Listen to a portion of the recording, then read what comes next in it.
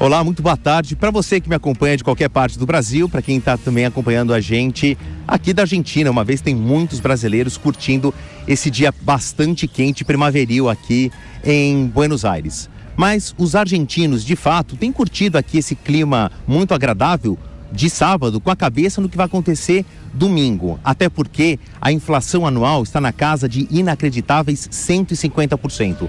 E o próximo presidente vai ter essa urgência, resolver um dos maiores reajustes de preços que os argentinos viram nos últimos 40 anos. A gente começa o programa especial de hoje te explicando como é que é a situação política hoje e qual que é essa urgência que vai receber o próximo presidente do país.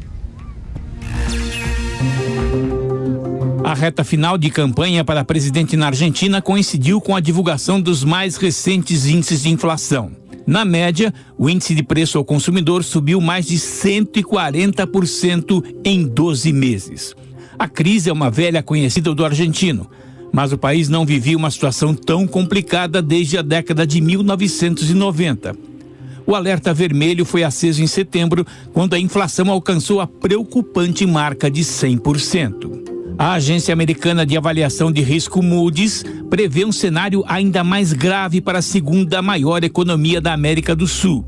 Encolhimento do PIB em 2023 na ordem de 13,5%. A retração em 2024 deve ser de 2,5%, um pouco menor, mas igualmente preocupante. Crescimento, talvez em 2025, mas com um ritmo bem lento. O pior vem agora. A agência projeta que a inflação anual da Argentina salte para 275% no ano que vem.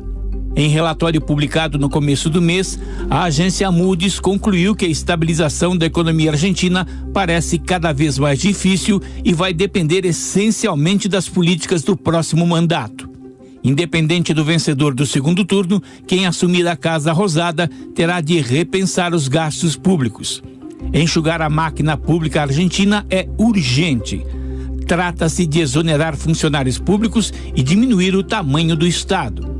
Entre os desafios, vencer as barreiras de proteção impostas pelas organizações trabalhistas, como explica o economista e colaborador do think tank Espaço Democrático, Luiz Alberto Machado. A Argentina vive muito tempo acima das suas possibilidades. O que significa isso? Gastando muito mais do que arrecada. Então, eles têm que corrigir essa situação. Agora, lá é muito mais difícil de fazer do que no Brasil, por exemplo. Por quê? Porque lá eles têm um sindicalismo muito forte. Então, quando você fala em segurar as pontas, segurar a despesa, mexe de uma forma ou de outra com salários. E mexer com salário na Argentina é muito complicado. A situação que o novo presidente vai herdar levam a 3 reflexões. A primeira, que o governo terá que adotar medidas radicais para conter a escalada inflacionária. A segunda, que a recuperação levará tempo, uma vez que o próximo governo terá de preparar a sociedade para a mudança. Afinal, a solução deve passar por um doloroso ajuste fiscal. E a terceira reflexão: o fim da crise está ligado a alguma manobra inovadora. A Argentina coleciona em sua história planos fiscais que não resultaram em uma solução definitiva. O economista Luiz Alberto Machado vê com bons olhos a opção apresentada por Javier Milei sobre a dolarização da economia. O Milei, que parece um maluco, mas ele defende uma linha que não é maluca completamente. Os assessores do Milei são caras de um grupo ligado à ESEAD. Todo mundo conhece a INSEAD, que é um grupo da França, talvez o maior grupo de formação de executivos do mundo. Na Argentina eles têm o ESEAD. O ESEAD dá essa sustentação teórica que o Milei está hoje defendendo há muitos anos. Aí você fala assim, mas a dolarização não é uma loucura? Tem um livro que eu até estou acabando de ler, que é de algumas pessoas que são eventuais candidatos a ministros do Milei. É um livro muito honesto, porque eles falam assim, olha, nós sabemos que a dolarização tem fragilidades. Só que todas as fragilidades que nos apontam, a Argentina já tem sem a dolarização. Então, por que não tentar a dolarização? Agora, a dolarização que eles estão propondo é mais radical. É o fim da moeda e uma dolarização completa, estilo Panamá, Equador. Vai dar certo? Não sei. Hoje eles estão entre a cruz e a caldeirinha.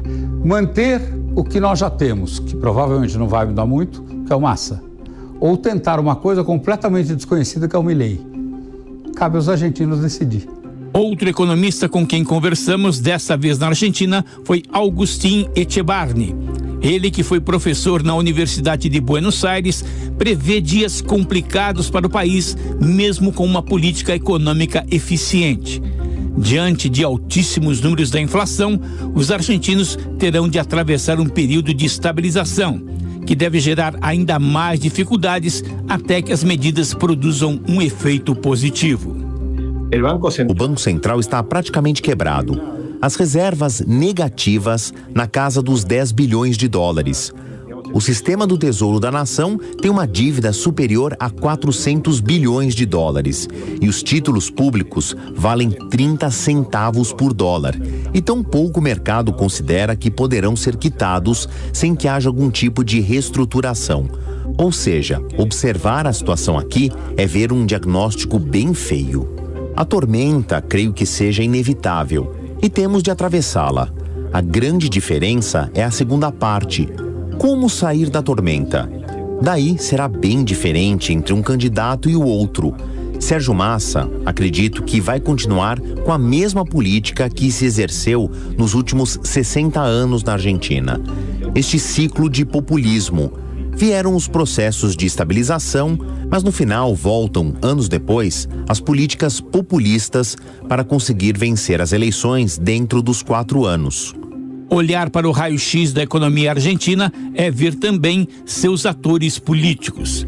A disputa entre esquerda e direita pautou as eleições desde a década de 1940, quando um movimento de perfil justicialista ganhou o apelido de peronismo, por conta de seu fundador, Juan Domingos Perón.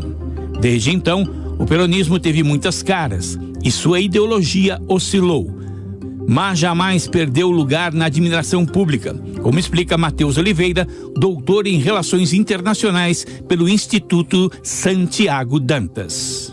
A gente viu que o Massa teve no primeiro turno um resultado que foi muito além das projeções mais otimistas que se faziam. E esse resultado é, em ampla medida, a meu ver, na minha leitura, expressão da força e do que é o peronismo. A capacidade que o peronismo tem de mobilizar suas bases, de chegar lá na ponta mesmo, no eleitor, através dos líderes comunitários, de tirar essas pessoas de casa, né, para votarem. Eu acho que isso por si só já mostra muito da força do movimento. Agora, tem uma outra dimensão nessa história, que é o futuro político da Cristina Kirchner. Né? O Alberto Fernandes é uma figura que nunca teve grande projeção, então acho que a gente termina olhando mais para a Cristina Kirchner. O fim político da Cristina já foi decretado algumas vezes ao longo dos anos e ela sempre se reergueu. Eu não diria que ela está diante, digamos, do seu fim político, mas acho que a situação que está se desenhando não é uma situação que a favorece. E seja qual for o resultado, seja com a vitória do Massa ou do Milei, ela deve perder um pouco de protagonismo, pelo menos. O peronismo está se subdividindo em cada vez mais partidos. Isso não vai levar a lugar nenhum. Em termos de governança, pode ser, mas em termos de oposição, isso é um perigo.